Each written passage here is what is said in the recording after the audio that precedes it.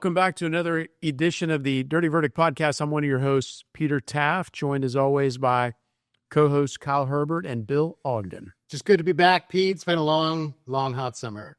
I thought it was great. I thought it was actually a pretty moderate summer. Yeah, Bill, we ended this weekend. We're getting hit with a cool front, I heard. What is that all about? Well, some of us are going to be hitting a cool front in Columbus, Ohio this Saturday.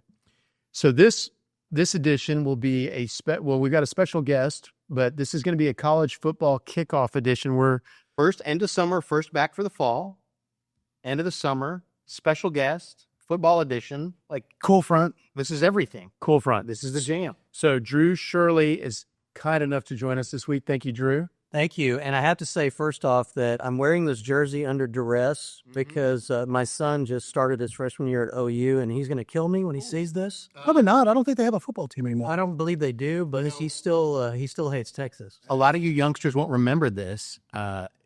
Great softball at OU, and they used to have a fantastic football program, but it's been a minute. Is that right? Is that right? Yeah. I think they still fielded a team this year, but I'll have to check on that. Well, let's not get over. Hold on. The correct response is, you want to bet? That's for you, Mr. Mateer. You want to bet? So we're all obviously wearing Texas 16 jerseys. We're the only ones that actually have Taaffe on the back. Every other 16 jersey in existence has Manning on the back. But these are a special edition. Are they both going to wear 16 this year? Yeah.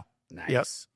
Yep. So we're going to talk some college football, and Drew is a particularly good guest for this. As you'll hear his background, he has some sporting background. So Drew, as do all three of us. A lot of people don't know that. Yeah, well, this is a room full of elite athletes. Well, I could tell just by walking in. Yeah, that's what we had. Yeah. As we stuffed ourselves into these jerseys. Yeah. I feel like mine's an extra medium. Extra yours? Yeah, I got this one because this one's an extra medium. It's medium. Bill put on shoulder pads under his. This is a 16. We're gonna line up after this, and I get to draft first, and I'm not gonna say who I'm drafting. I just want to see Bill field some punts. I can accelerate in small spaces. I'm just gonna say that. All right, so Drew, just want to run down your background and what you're doing now. So, you originally from where? Houston. Okay, and then undergrad, which you were very passionate about, is where? Undergrad at Duke. It's a little school out in North Carolina. And you were at Duke during the heyday of the Duke basketball program. I was a year older than Christian Laettner, 2 years older than Bobby Hurley, and 3 years older than Grant Hill. So it was a good time to be there. We went 5 Final Fours in a row and 2 championships while I was up there. You're like that small niche that doesn't hate Christian Laettner. I know. It's awesome. And it's been funny because when I got there, Duke had never won a national championship, and they were sort of this beloved underdog. Everybody was hoping Coach K would finally get one. And then over the years, he's morphed into this evil, everybody hates him, and everybody hates Duke, and everybody hates Christian Laettner. And I just learned to live with it because we kept winning national championships. Yeah. That eased the blow of it. I thought Laettner had just an awesome lid. It was like the coolest hair for college basketball. It was never out of place, no matter what he was doing. Yeah, so that was a good time to be at Duke. They're still good. They're just not that level of dominance while you were there. Well, we haven't had a championship in 10 years, so it's getting tough. And what was it like? I mean, I've never been to Cameron Indoor Arena. Do all the students? Do you have to? There's always these tents set up where they have to wait. So students aren't guaranteed tickets. You got to wait in line, or is that just to get a better seat? Well, it has changed since I was there, and as you realize, it's been quite a while. But when I was there, theoretically, all you had to do was have your ID card, and that would get you into the building. But they would open the doors maybe 2 hours before the game, and you would just sprint to a spot where you wanted to be on the floor. The whole lower section is all students. The behind the basket is grad students, but the undergrads had the entire rest of the arena. And so you would just sprint and try to get the best seat you could. And sometimes we would dive onto the bleachers and just lay there with people tromping on our arms and legs, trying to save seats for our friends. Do they still do that? And they have made it a little bit more orderly now, where you have to swipe your card and then they proceed in a little bit more orderly. But it was insane. And the tent thing started even before I got there, but it was basically, it was, if you were in line, you just get in line. And so people would start lining up for games. First it was the morning of, and then it was the night before, and then it started stretching where people would come put out tents, go to class, come back. It's my understanding Duke is one of those easy schools where you don't really have to go to class. So you can just hang out in a parking lot for days. Pretty much. You just, you're paying a pretty hefty tuition to go and live in a tent in a parking lot. Sure. So it was nice. But. So, quick question. So Kyle likes to body paint himself at Texas football games. So this is a safe space. Did you ever paint yourself blue? I never painted myself. And we, those of us that did not, we kind of disparaged the ones that did. We called them media sluts because they were just trying to get on TV. So That's what we call Kyle. Yeah. Always. And they would call y'all 2%ers when you didn't did. I don't know what they called us, but yeah, there was one guy who famously tried to be first in line to every game and wore a basketball with a hoop on his head. Nice. And so he was basket head, but I don't know how the guy graduated because that's all he did was sit in line and hang out in tents. But he was on TV a lot. He's probably just the CEO of some $1 billion, tech. He sounds pretty intense. He can't hear you on his yacht. I get it. It can be literally intense. Puns are the height of the English language. All right. So after winning single-handedly 2 national championships at Duke, where did you go next? I went to law school at the University of Texas in Austin. So I guess I am allowed to root for them. Yeah. But there's a serious conflict. But I was there and I graduated in 1996 and came back here to start practicing law. You'll see when you go visit your son at OU and you go to a game there, and they may be playing St. Mary's of North Dakota, and they'll be doing horns down the whole time, even though I'm not kidding. Oh yeah, I've been there once when Houston played them, and they were doing horns down the whole time. Not Houston has a sign. They didn't do Cougs down. To be fair, so the college football week season kicked off last Saturday. Right, 0 week. And they're zooming in to K-State and Iowa State fans in Dublin, Ireland. Both sets of fans in the crowd going crazy with the horns down. Yeah. What does it mean in British though? Well, it could mean something good. My question is, 'cause that's a whole different language. How much Natty Light did they have to import and then export Guinness to make sure like there was equilibrium? They actually didn't export any because of the tariffs. Yeah, good point. Let's get political here. We're just getting on this Gaza conflict. Okay, so Drew, after UT, your first stop was Vincent Elkins Law Firm? Vincent Elkins, downtown. Were you doing litigation for that? I was, litigation, and that was a barrel of laughs, let me tell you. Lots of document review, briefing. A lot of notebook making. That's what I imagined it back then. I especially liked the times when I'd be packing up to leave and somebody would walk into my office and hand me a huge stack of documents that needed to be turned around by the next morning. That was so we actually have a couple bankers boxes for you by the door. We're going to reconvene this tomorrow morning. We've got a couple of projects for you to knock out. Yeah, that's good. So obviously that was so much fun. You started thinking in your mind, there's got to be something else more to life and professional life than this. So how long were you at V&E before you made a career change? I was there about a little more than 3 years, which was long enough to pay off my law school debt. And then I said, this sucks. What do I want to do? And so I decided that I had always dreamed about it when I was a kid. So I decided I wanted to be a sportscaster on TV. Nice. Wow. And how did that go? You just you got to do tapes or? I did not know what to do. This was January of 2000. I had no idea what to do or how to do it. And so I started calling the TV stations here in town. So I started calling Channel 11, Channel 13, and Channel 2. And nobody called me back. And so it took me about 3 months. And I was starting to leave messages about 4 or 5 times a week saying, I'm not going to go away. Can somebody please call me back? And Craig Roberts, who was the sports director at Channel 2 at the time, called me finally and said, how do I get you to quit calling me every day? And I said, tell me how to become a sportscaster. And he said, well, you probably, do you have any experience? I said, no, I don't have any experience. Don't know what to do. He said, well, you probably need an internship here this summer, and we'll teach you how to write for TV. We'll teach you how to edit and teach you how to put together a tape. So the summer of 2000, I was still working at a law firm, but I was also taking off grand swaths of time to go intern at Channel 2 and try to learn the ropes. Put together a tape and sent it out to about 140 different stations all over the country. Had no idea where I was going to be.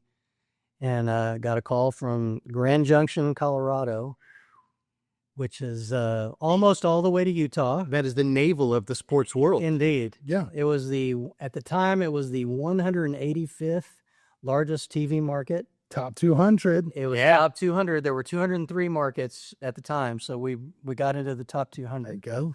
Suck it, Provo. Yeah, exactly. And who's the college there? Mesa State was the Division II college. Theaters. What are they? They are the Mavericks. Oh. They're now no longer Mesa State. I think they're Mesa. I can't remember. Well, you can't join the Pac-12 then. You have to have state after your name to join the Pac-12. But I was Mesa State, plus we had 4 high schools in Grand Junction to cover. And then there were high schools all around. But it was wild. I like to tell people that the year before I went out there, I paid more in taxes than I made the first year I was in Grand Junction. So, brief aside, my first cousin is the Fox affiliate sportscaster, or one of the sportscasters in Dallas. And I want you to feel confident because they are still making basically subsistence wages. Yeah. It's hilarious. She's on TV every night.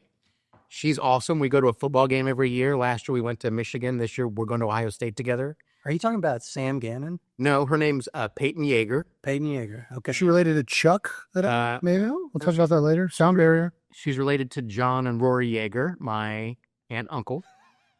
Show off. That's not that word. But Kyle Herbert. But Dallas is like the 3rd or 4th largest market. DSW. 50K or And- over under.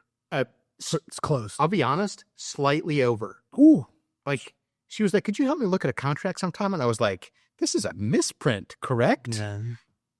Crazy. It was definitely a baptism by fire. There's just not, and because there's so many people wanting to do this, and so much competition, and these jobs just don't pay anything. But yeah, my first year in Grand Junction, I made $18,000 a year.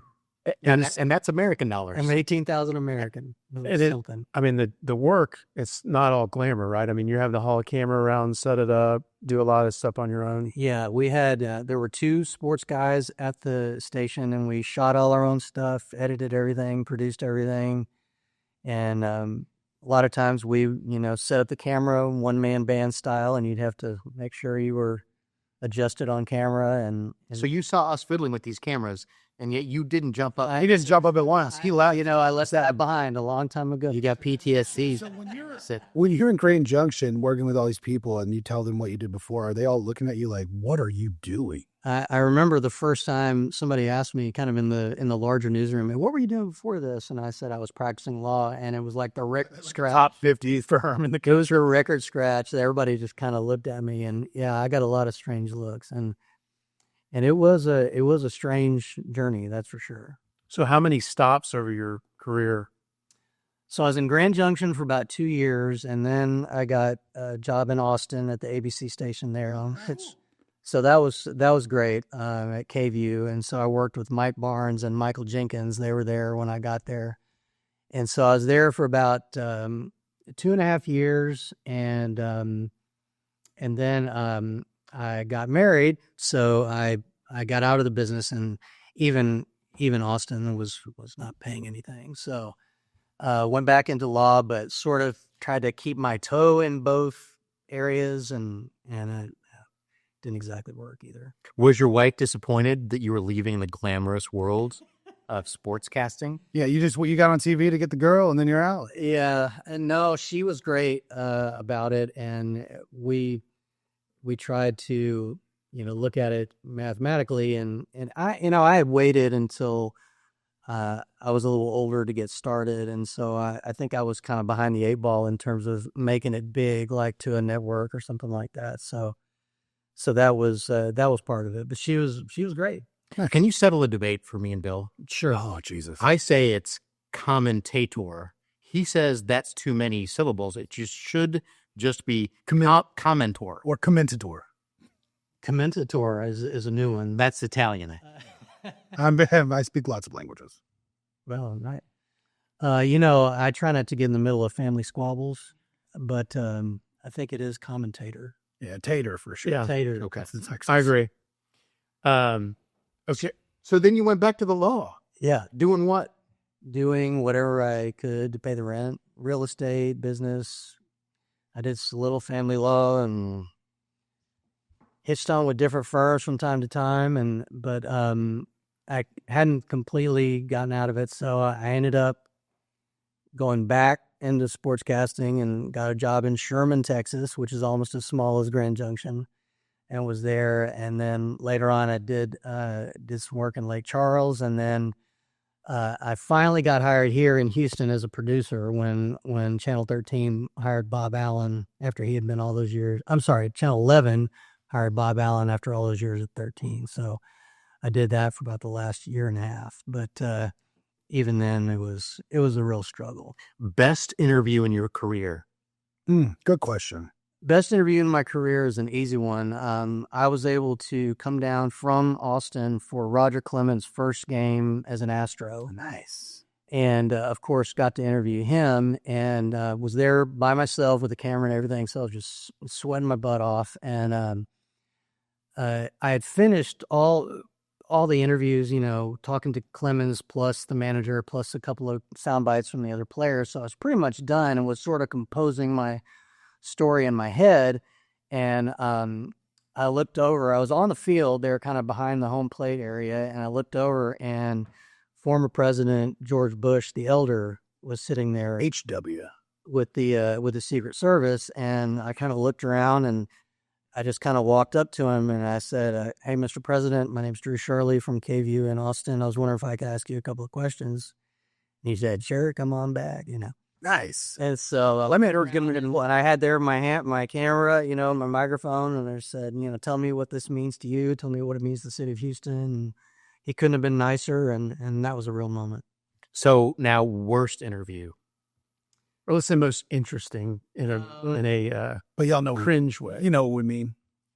Worst interview is I would say that this was back in Grand Junction, and I was sent to do an interview about some very young kids that had formed some sort of ice skating club or something like that.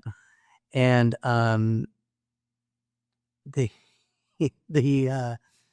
And that kid's name was Bill. God bless. And the kids, they what's the word I'm looking for? They didn't really talk. And so I would ask questions and they would give me one-word responses. And so it was tough to put more of that. So it's funny because every now and then I see, somebody on ESPN try to interview an 8 or 9-year-old kid. And I just, because it's the same thing. What's the best thing about being a Texas Longhorn? It's fun. Yeah, football. Yeah. Yeah. So those are tough. That's why we don't have kids on our show ever. Right. Ever. So that after the second stint of sportscasting, then you jump back into law again? Yes. That was about 10 years ago. I finally realized, that was not gonna work.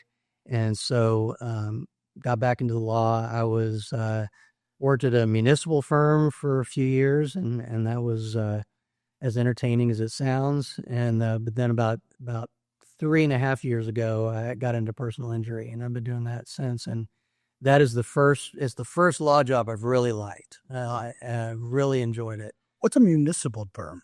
I don't know what that is. That firm would represent little cities around here like Rosenberg, I got Cheshire, and so it's sort of a CEO for the city. Yeah. I'm not CEO, general counsel for the city. So you take care of land use issues and zoning, and got to go to a lot of city council meetings. That sounds fun. Yeah, it's electric. That doesn't sound as much fun as ice skating in Grand Junction sounds pretty good. Yeah, it was good. Anytime I see a city council meeting on social media, I love it because it never goes good for somebody that's going really bad. Yeah, it's awesome. Unfortunately, most of them are just not like that. No, it's pretty boring. So the firm you're with now it's called West Loop Law, and the principal, I can never pronounce his name. I'll say Yun, like onion, okay, but Yun Wen, the law offices of Yun Wen, and he and I just met coincidentally because his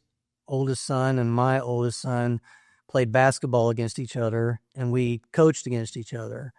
And he vaguely knew I was an attorney, and I vaguely knew that he was. And we were just at some parent meeting for basketball one time, and I said, "What do you do?" And he said, "What are you doing?" And so that's the kind of how I got started. But nice, yeah, it was great. He had a podcast for some period of time because I know he interviewed Chad Pinkerton. Still does. Okay, good. Yeah. What, you know what it's called? It's the End to End podcast. All right. We're going to beep that out. We don't want any company. Second best podcast in the greater Houston area.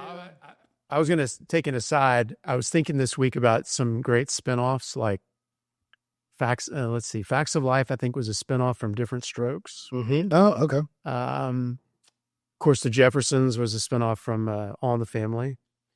And Cheers and Frasier. Yeah, there you go. I didn't know. Better Call Saul, Breaking Bad.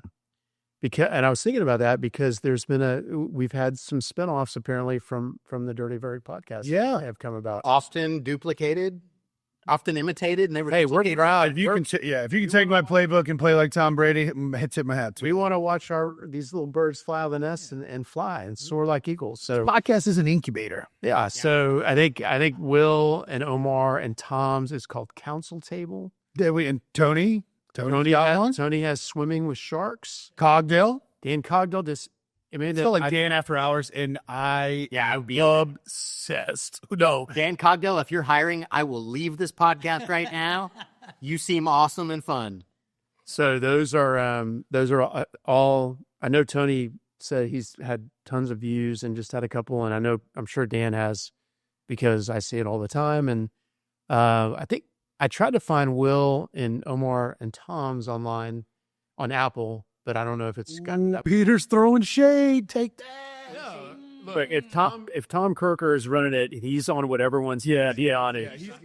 He's a pro. You want to say these people are the Frasier to our Cheers? I would disagree. These people are the Joni Loves Chachi to our Happy Days. Okay. A moon and chills trying to burn. Obviously, Fonz over here. Yeah. I think I don't know. I guess I. Yeah, you would. Yeah, I'm that guy. I did cheat on the podcast a couple weeks ago, though. I'm sorry. What'd you do? Did you speaking at a conference in Chicago, and I was asked to be on one, and I said yes. Which one? It's called Tip the Scales. Oh, okay. Have you showered thoroughly? Scales of Justice. Yeah, I get it. I thought we were going to do. I thought Bob Simon, y'all are going to do your trade. They're working on the logistics of their bus tour. They're going to do get a tour bus and literally go around the country, and they're going to film theirs or record theirs at local distilleries because it's bourbon and proof. Yeah. Should we do a remote 5-minute from Columbus? We could. Good. Josh, Amanda, can you guys? If we put you guys in a van with these 3 2-pound cameras, can you drive them up? I'm sure we can. We can set up an iPhone and do a post. We're looking for a fourth there, Shirley. I'll be there. You're a professional. So we do it at halftime each there. We'll do it at halftime on the field. Right. So, Drew, you guys do personal injury work, lots of trials, lots of cases. Yes. There's really 3 of us that are attorneys. Young kind of has the 10,000-foot view, and Chris No is another attorney there. He and I kind of work the cases, and we've each got more than 100, and they're coming in all the time. It's super busy, but Is your office on the West Loop? It is. Yeah. It's right there at Westheimer and 610, right by the Galleria. Ooh, I'd rather not practice law than have to. Yeah, 4 blocks. It's not that far from here, is it? I used to live, I'm not kidding you, I lived at Richmond and Hillcroft, and I had to commute to Memorial and 610, which as the crow flies is about 1.8 miles. And it was like a 40-minute drive. Yeah, it's rough. I'm not gonna lie, it's pretty rough Yeah. coming from Katy. We all know coming here at 5 o'clock every other Tuesday and hitting 610. I just have to walk down the hall. I know That's nice for you. Okay, you guys want to talk some college football kickoff? I thought you'd never ask. I'm so ready for this. I'm not ready. All right. You look like you're ready to. Yeah, well, week zero. Zeros and the whites. If they need a tight end, I'm here. Okay, so week 0 was last week, and I believe Sam Houston State, Bill's alma mater, played. How did they do? I actually don't know. I was in Colorado for a trip. I can't remember because Sam Houston plays Texas this year, so I was gonna. Yes, I'll be there. Good. Bill's going to look up ChatGPT on how Sam Houston did. I want to say it wasn't a good outcome, and so that wasn't like a loaded question. We're just joining the big boys. So Houston State wasn't. Who was that quarterback from OU? Rhett Bomar. He lived next door to me. Big Red Sports and Imports. Yeah, when he got transferred, he was like growing up friends with our next door neighbors in our little community, and he moved in slept on the couch for a little while. I don't know that he moved in rather than Roderick Wright knocked him from Dallas all the way down to Huntsville. Yeah, Roderick was unconscious to him. Yeah. Okay, so week 0, we had Kansas State, Iowa State in Dublin. And let's see, I think Iowa State pulled that one off. It did 27-24. Were they the ones that had a Japanese kicker who learned how to kick on YouTube? It's a soft J. I think it's Japanese. Japanese, yeah. I don't recall that, but that sounds pretty awesome. Or it may have been the Hawaii game. The Hawaii Stanford game was not pretty. I think maybe that's who had the. Before we move on, K-State, Iowa State has, I think, the greatest rivalry moniker for any game. They call it Farmageddon. Oh, nice. I love that. I think that embodies something about college football. I really appreciate Farmageddon. And then it ended with, hopefully not to be repeated, but the father of the quarterback for Kansas State and its son Fight the non-quarterback son. And so I've met your other two sons. Yeah, I'm not going to fight them or try. Not unless they lose again. Not unless Michael loses in Ohio State. Yeah, well, that could happen. But not only did they fight, but it made it on TikTok and YouTube, which immediately is legit awesome. Yeah, if I were to, well, I'm not going to do that, but I would do it outside the presence of cameras. I don't want cameras to see me get my butt kicked by my own kids. Like 2 drunken teenagers who just left a football game, right?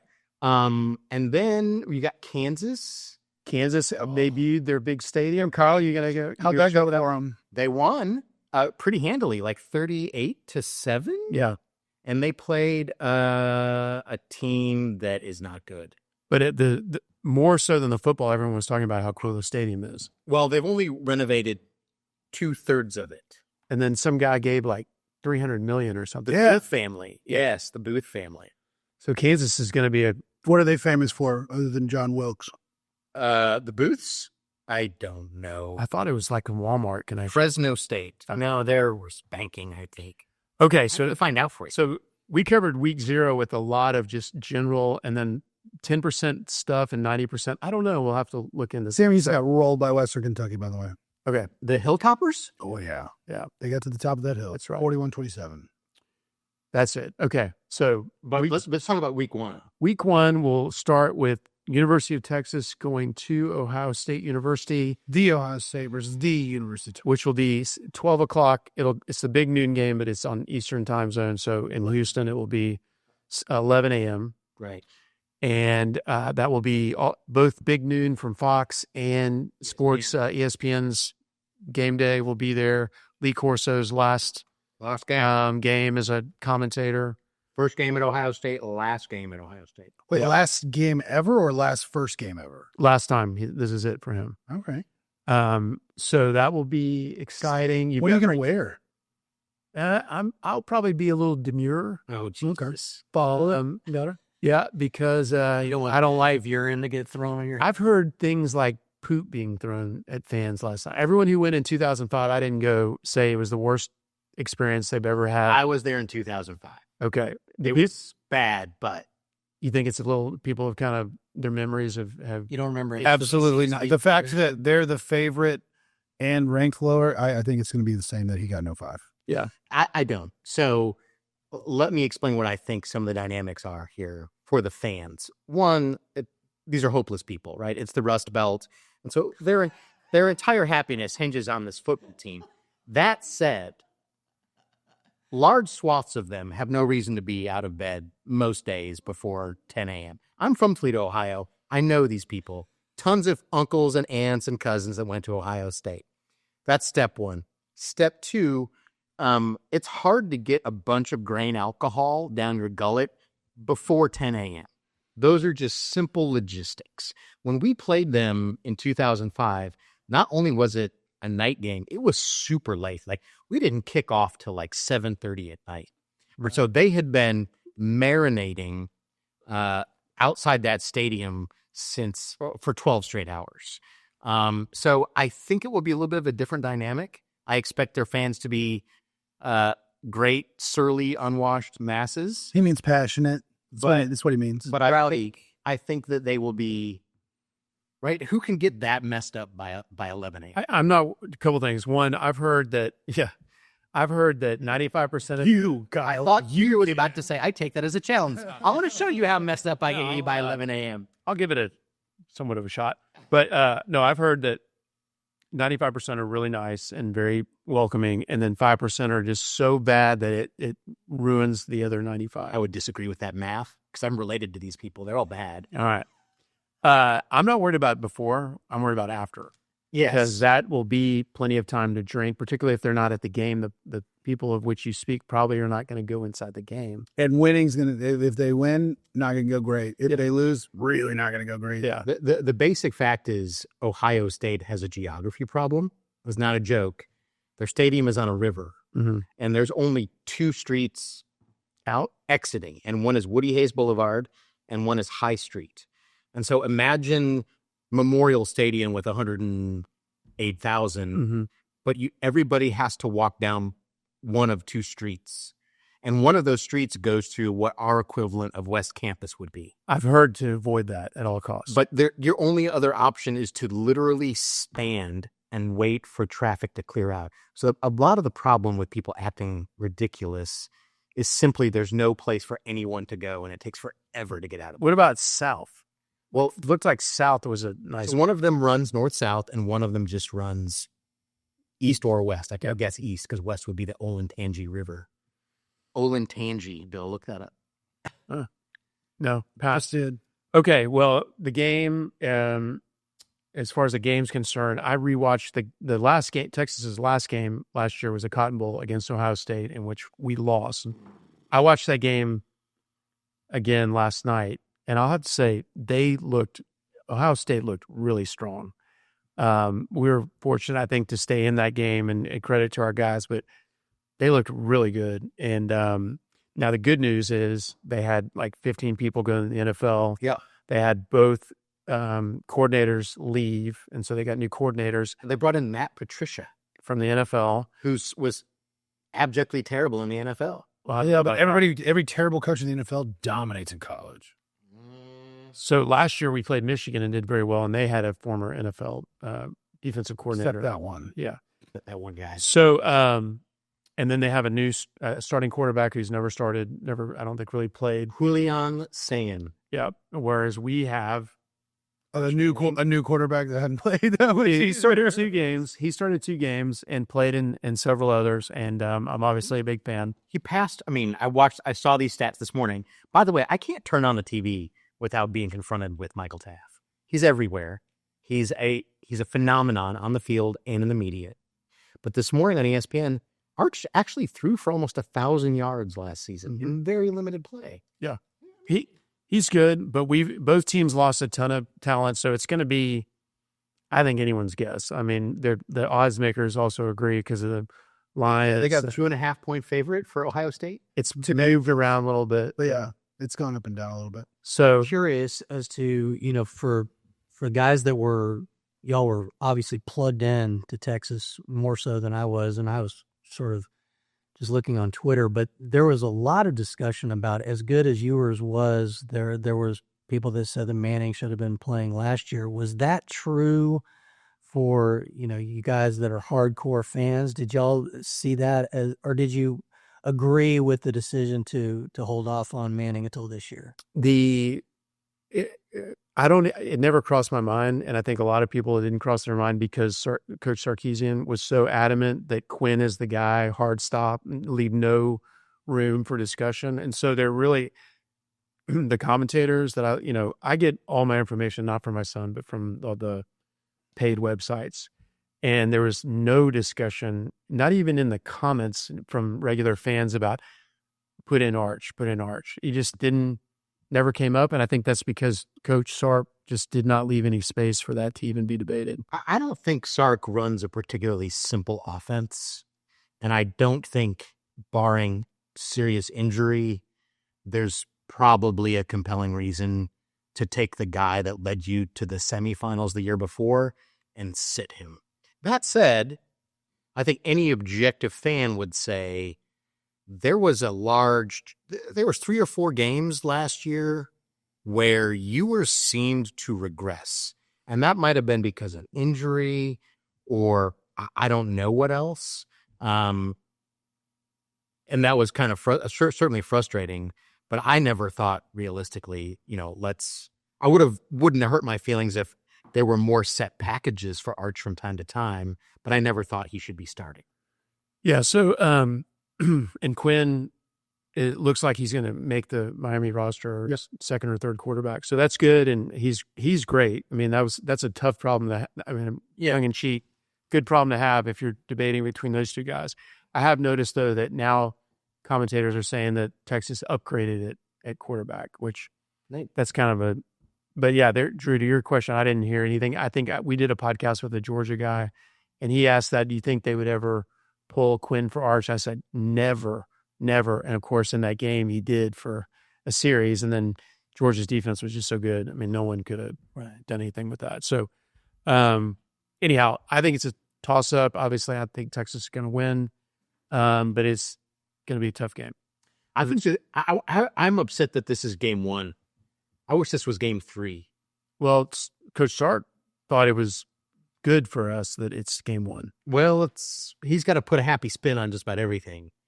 But I wish it was a little bit later in the season, just so both teams were more ripe. You want this loss early. For sure. I don't want it at the end of the season. I want it now. Yeah. That said, let me tell you how excited I am for all these changes in college football. Like in 2005, when Texas played in Columbus, I was like, you got to win this game or your season is else. Yeah. And now that it's a 12-team playoff, like Texas could lose this game and maybe lose to Florida, and maybe Texas could lose 4 games and just still be in the playoff.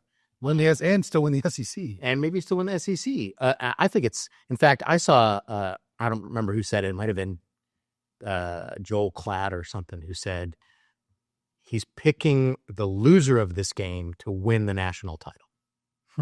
Okay.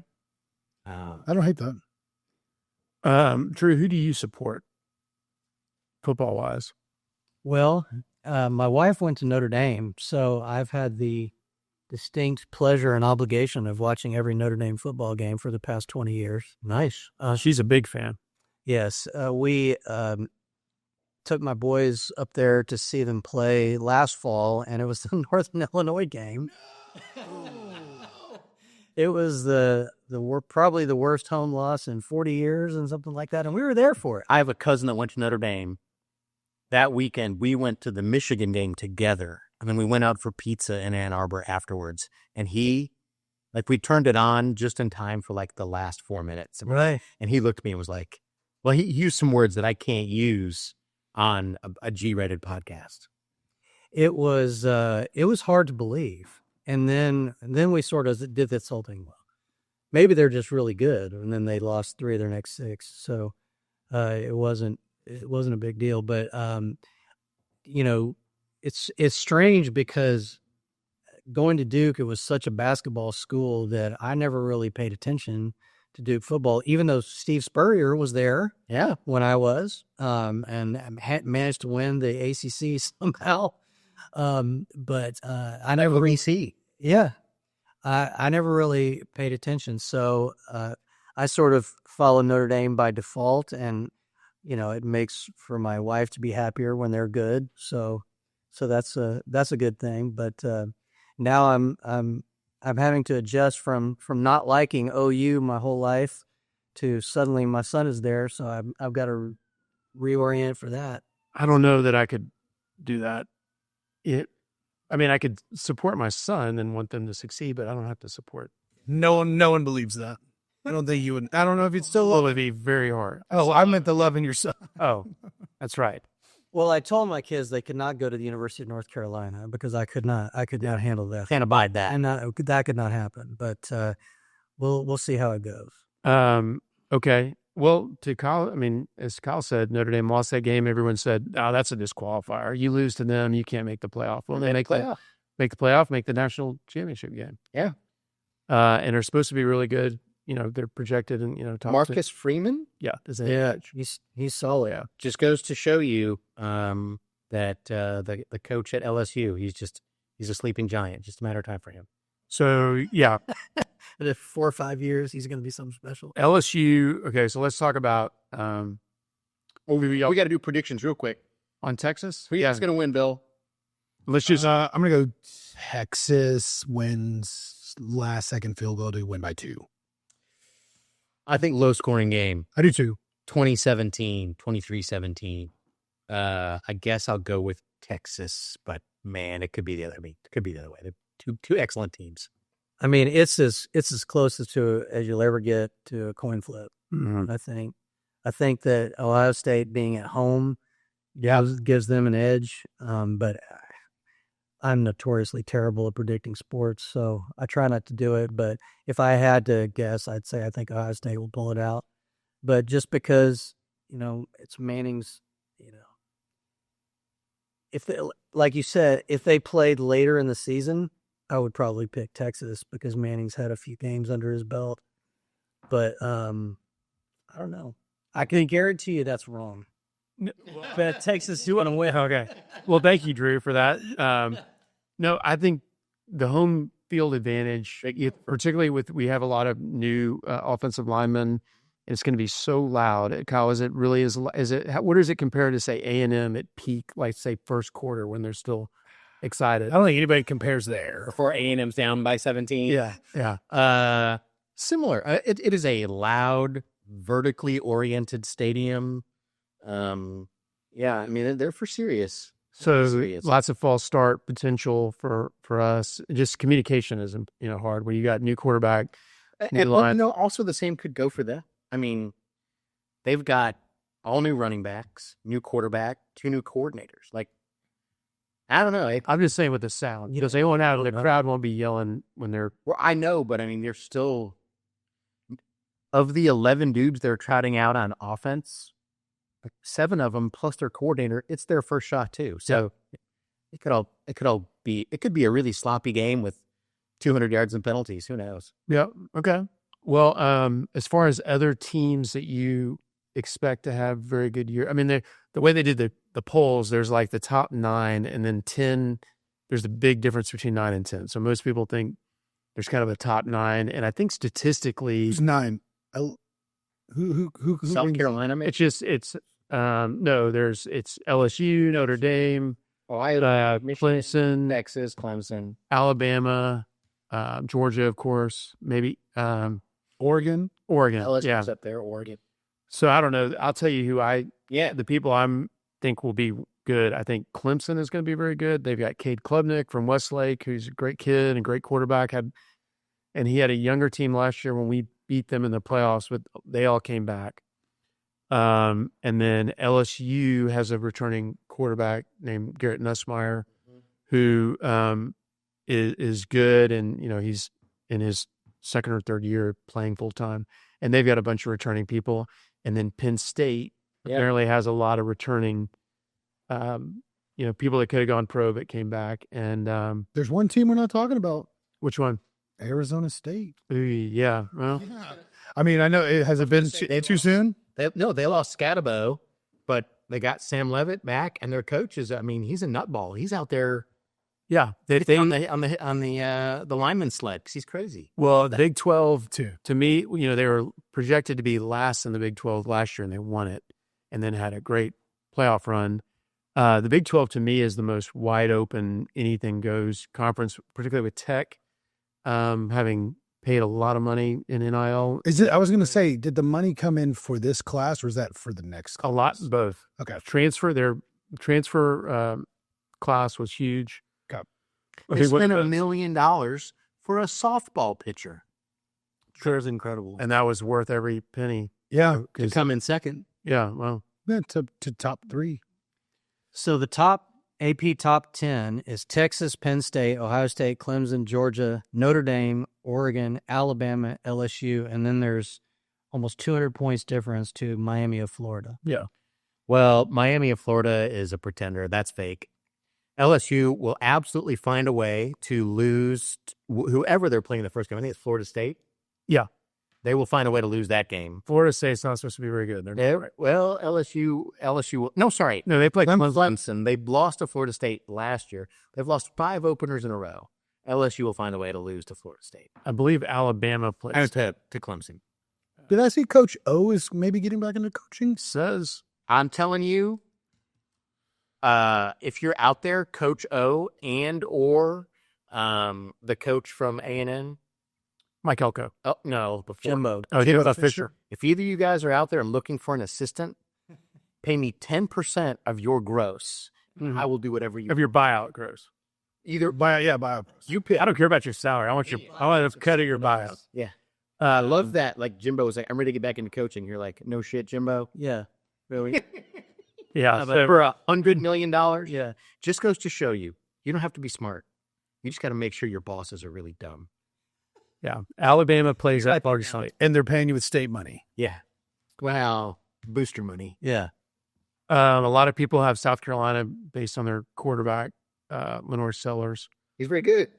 They're ranked 13. LSU plays Clemson on Saturday night. That'll be must-watch TV. Fighting Illini are up there. Yeah, a lot of people. You don't see that school in the top 20. A lot of people think Illinois is this year's Indiana. Indiana's somewhere in there. Where's Indiana? 20.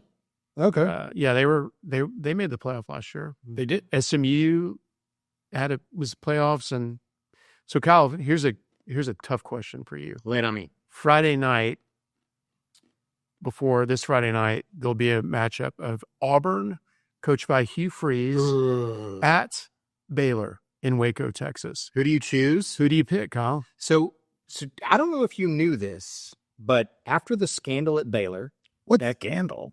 and then Hugh Freeze's scandal at Ole Miss. Do I say alleged now, or do I just, is that? I mean, it's beyond that. Okay. I need to say, in my opinion, that'd be fine So for defamation purposes. Liberty University, who notoriously loves to watch, Liberty University. Kyle's been trying to audit classes at Liberty, and now kind of 2 years to get that Liberty joke out. This is not a joke. Liberty University hired Hugh Freeze's coaching staff, who got in a lot of trouble for using their state-issued cell phones for cavorting with women of the night. They hired Hugh Freeze's staff from Ole Miss, and then they hired the entire SID department from Baylor. Wow. And combined them, and now the majority of that staff is now all at Auburn. I'm surprised they're not ranked higher. I think when it comes to like grift and shady stuff, like Arkansas is my number 1, then SMU, and then Auburn's like making a strong push. I feel like Michigan did a little something recently. Yeah. There's a reason why a certain California NFL coach left. I mean, you're right. They, in my opinion, maybe. Michigan's definitely in the top 5, but I mean, Auburn is coming on strong for like dirtbag staff of all time. So the matchup is the Auburn Tigers versus Baylor. First of all, sacrilege to play on a Friday night. Shame on you. Second of all, I mean, Baylor has just fallen off the map, right? Like 3 years ago, they played for a Big 12 title and have been just No, they won. They played in the Sugar Bowl. They played Ole Miss in the Sugar Bowl. Yeah, yeah. And they've been kind of terrible since then. yeah. A lot of people are thinking maybe they've got it turned around. Wait, so you say it's sacrilegious to play on a Friday? Yeah. What are you going to watch the Friday night after Thanksgiving? High school, college Going to football. After Thinksgiving. Well, high school's done by then. So But so high school being done by Thanksgiving. You don't watch the playoffs? So well, I'm from Friendswood. We didn't do a lot of playoff football, buddy. Y'all do now. Don't gloat. Y'all pretty good now. So is Auburn one of the 5 schools fielding a former A&M quarterback? Oh, sit. No, Auburn has the former OU quarterback, Jackson Arnold. Oh, that's right. Okay. All right. Who's the other one you said? A&M, University of Houston has their Connor Wegman. Calzada is going to be the starter somewhere.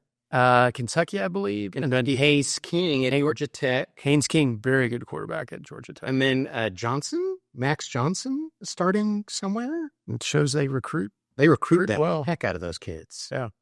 Anywho. Okay. Any other teams that you're looking I'm taking with on interest? Yeah, a 6th one. Just they said, 6 A&M. Oh, Drew's got OU, Notre Dame, Duke, maybe. I mean, sure, why not? I don't feel like I'm allowed to just pick 6 different teams to root for. I got to land on somebody. Games you're interested in. Texas, where you would Also look like a NASCAR driver, just have patches all over his shirts. Mm-hmm. It's funny because I've been, and you and I have talked about this, but I've been fascinated by Michael's story. I asked Pete a couple of months ago. I was like, "How did this happen? Were you an athlete? Was your wife an athlete?" And His wife can bench like 400. She's chef, and that was the key. That was the key. But you had basically told me that he was the youngest, and he kind of got pushed around, and he just decided he was never going to lose in anything, and has just willed himself into this position. And so I really want to see Michael do well. And so I want to see Texas do well. I've just been fascinated by hearing a story like that for a kid to just become an All-American through force of will. It's incredible. He's also on a lot of steroids. Yeah, it's right. A lot of hormones. That's what he told. He's not. Yeah, I know. Kyle. He's not. He's 6 feet 190 on the sweet one. He's also an avid listener of The Dirty Verdict, which can't hurt. He calls us all the time to be on. We're like, sorry, dude. Sorry. Yeah.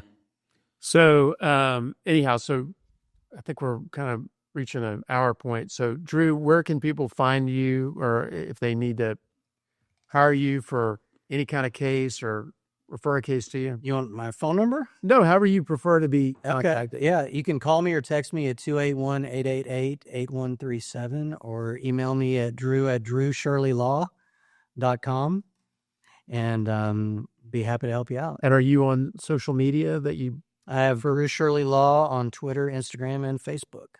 So surely you're joking. I'm not joking. And I was waiting for that because it's literally everyone I've met since 1980 has made some version of that joke. So I had to lean into it now. So I am serious, and you can call me Shirley. If you were coming here expecting not to hear dumb jokes and puns, then you know nothing about this podcast, which would probably be better for you. Well, sure. That's just science. I try to fit in.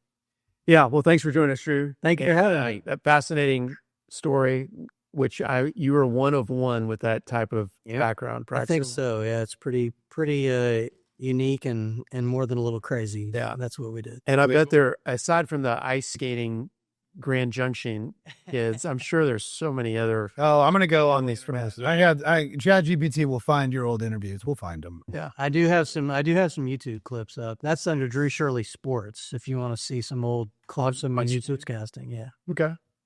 I think we'll have Drew back on a weekly basis to do like Drew Shirley on sports. We'll just do a little 5. Oh, we've got a little short sports side segment. Yeah, we'll try to find some videos and that'll be like Johnny Loves Chachi. Yeah. All right. Well, thanks for joining us. Follow us on Instagram, Spotify, TikTok, LinkedIn, Apple Podcasts, Amazon Music. Bill, did I miss any? I think I got them all. I think you hit them. YouTube? Huh? Yeah. Snapchat. Anywhere you get, all these places you get your podcast, check us out. We're not anymore.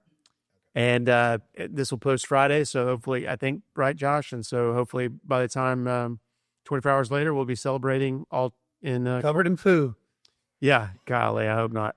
All right, guys, thanks. We'll see you next time. Thanks, Drew. Thank you.